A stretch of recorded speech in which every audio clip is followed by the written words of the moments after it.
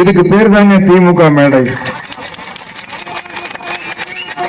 Dialogue பேசுறது வேற மேடை, அது மேட்டர் இல்லாதவங்க பேசுவாங்க, அது ஈஸியா கைதட்டல் வாங்கிடலாம். மாசுக்கு கைதட்டுற விஷயமா இருக்காது.